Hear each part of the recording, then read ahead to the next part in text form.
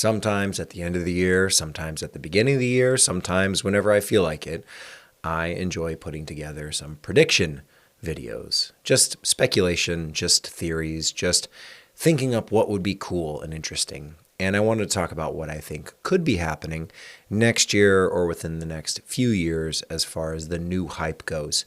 You see, we used to get excited about things like 4K when that was new and exciting. 4K, been there, done that. Everyone's doing 4K. Now it's 6K, now it's 8K, now it's kind of who cares, whatever. We used to get excited about 10-bit 422, and that's what we all got excited about. Finally, we can do proper color grading. Finally, we can shoot log the right way. And maybe part of that was RAW or internal RAW. I feel like that hype has kind of come and gone over the years. Maybe the hype used to be IBIS, internal in-body image stabilization, whatever the acronym is for. You know, the stabilization, how many stops of stabilization does it have? Or the hype really picked up steam with autofocus. That was the big one. When Sony perfected autofocus, my goodness gracious, everyone was super excited, and that was the new hype. But now everyone's doing phase detect, and I guess I'll give Canon credit there as well with their dual pixel AF. You know, there was a period of time where autofocus was the hot ticket item, and Lumix was trash because Lumix for the longest time had terrible autofocus. But now the autofocus is pretty much solved. It's no big deal. What else used to be the big hype? All full frame versus micro four thirds versus APS-C. Well, yeah, but we've kind of all got these great full frame cameras now. You can kind of pick your poison, whichever sensor size you like. I don't feel like it's really an argument anymore. It's nothing to get excited about one way or the other. So what's the new stuff? What can we all get excited about next year and maybe in the years to come? This is what I like to do around this time of year, reflect on the things where we've been and where we're going and what I'd like to see personally, what I think is possible, and what could be enough to get people excited. Not just more resolution, more stops of dynamic range, more stops of stabilization, whatever it is, better autofocus. Now we've got AI features that can track your subject a little bit better. None of that stuff. I don't really care about that. Now it's got 3 card slots. Okay, whatever. No, I want the stuff that's actually going to get people excited. So I did a little thinking. I did a little brainstorming in my free time. And I sat down and I put together a list of what would get me excited. Now, first and foremost is probably one you can guess if you've been watching the channel for a while. But I think it's time. We need someone is going to crack this code for hybrid cameras. They're going to put an ND, electronic ND, in a hybrid camera, in a photography, quote unquote, photography body. Even though these are video cameras, whoever does that first, that is going to be a huge game changer on the same level, I believe, as autofocus, IBIS, all those things. When you put an ND filter in a hybrid, and a real one, not a live ND, not a fake digital ND. I'm talking about a real electronic ND. They do exist in some cinema style cameras that have, similar lens mounts. E-mount has a few different cameras that have internal electronic ND, variable ND. Let's get it. And I'm going to make a whole nother video about why I think that's so important and why it's such a game changer. You can agree or disagree, but I think the argument is pretty compelling as far as why that would be so effective and why it would be super, super hyped. But I feel like that's kind of like we're all on the edge of our seat waiting for that anyway. That's what we're super excited about. So what's the thing that like we're not seeing, that no one's talking about, that we could maybe start to see next year, the year after, pushing forward to the future? One thing I would like to see is the concept, and maybe this goes hand in hand with the ND filters, but we keep pushing the ISOs, as ISO, whatever you want to say, as high as they can go. Hey, you can see in the dark, ISO 1 million or whatever they're hyping these days. I want to go the other direction. I want to see negative ISOs. And I don't even know if that's technically accurate of how you would rate it, but like ISO negative 100, ISO negative 200, ISO negative 800, in the same way that we have NDs. And maybe those do go hand in hand, or maybe there's some kind of magic technology they can come up, some voodoo science with these sensors. But I think we keep pushing the ISOs higher. What if they went lower? And sure, maybe there's a trade-off with dynamic range or something like that. But it'd be an interesting feature to play around with, the ability to do that for cameras that maybe don't or can't do some kind of internal ND. I think negative ISOs is an interesting territory, or maybe they're just like fractional, like you'd get down to like 0.5 ISO or something like that. I don't know. But something I was thinking about.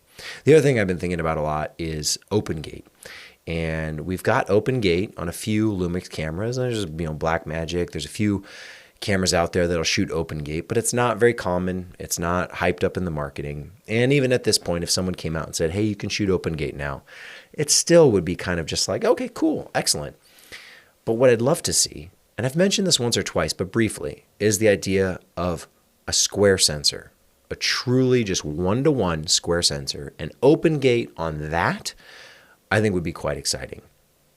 OpenGate 3x2, not that exciting. OpenGate 4x3, kind of pretty cool. You can do some cool stuff, vertical, multi-format, but truly one by one. And this is becoming a thing in the action cam space. You've got GoPro, you've got DJI, you've got Insta360 making these fun little action cameras that can do all the different aspect ratios. But why not do it on a hybrid, on a photography camera? Make a one by one square sensor. The lens is circular. What you're getting is a circle, the image circle. It's literally called the image circle. It's a circle. What is the best shape to capture a circle sensor, sure, but a square sensor would get that perfectly. Right now, we've been prioritizing the horizontal, and I don't think horizontal content is going away.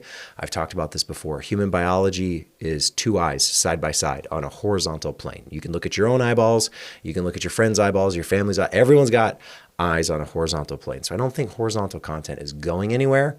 But we can't lie to ourselves and say vertical is not important either. So why not just prioritize both directions? Horizontal, vertical, make a square sensor, give us OpenGate. And whoever does that first in a truly hybrid, 4K, 6K, 8K, with all the other bells and whistles that we've come to love, but with this added benefit of every single direction being prioritized, I think that would get me excited, and maybe that'd get you excited too. What else did I add to my list? I've got 32-bit. I'm like addicted to 32. The idea of 32-bit float audio. Now that I've got it on the XLR2 with the GH7, I've been doing a lot more testing, screaming as loud as I can into a microphone to recover that, and it works. It works great, but I'm sick of having it on the audio device itself, the receiver, the audio recorder, and I'm sick of accessories, bulky, clunky stuff that you got to bolt onto your camera. I don't want that. I want 32-bit float audio right in the body on a hybrid. Whoever does that first, that's going to be super exciting, where you can just record basically infinite headroom. It doesn't matter how loud it is, you can capture it. You'll probably reach the limitations of the microphone itself, the physical capsule, the diaphragm, and the mic will break. You'll pass that limit before you can pass the limit of what 32-bit can record. That internal, without any adapter, without any external power, without any having to sync up your files later, just right in. I don't know what the limitation would be. They seem to have figured out the hardware. They've seemed to have figured out the software. Just put it in the camera, not outside of it. I don't know why it takes so long for these things to happen. I wish we could move a little quicker. It's great seeing all the audio recorders that can do 32-bit. It's great seeing the adapters, but I want to shortcut that. Put it in the camera. Every camera, this should be like the new feature. 32-bit internal. What else do we have on the list? 32-bit's a big one because I think that's kind of a no-brainer, obvious. We're headed that direction. Let's make it happen.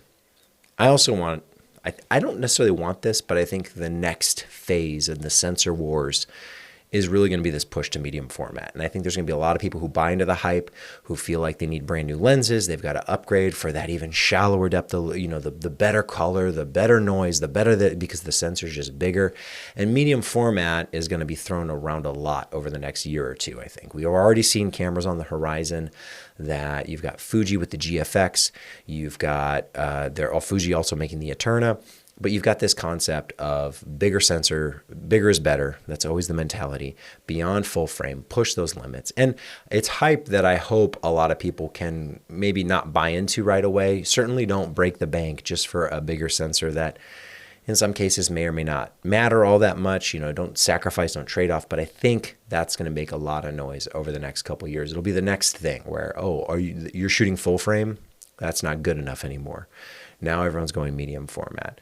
We'll see how much that catches on, but it's definitely this thing where the photography market and the demand for these types of cameras. I think the audience, the consumer base is shrinking as plenty of people just are happy with their iPhone.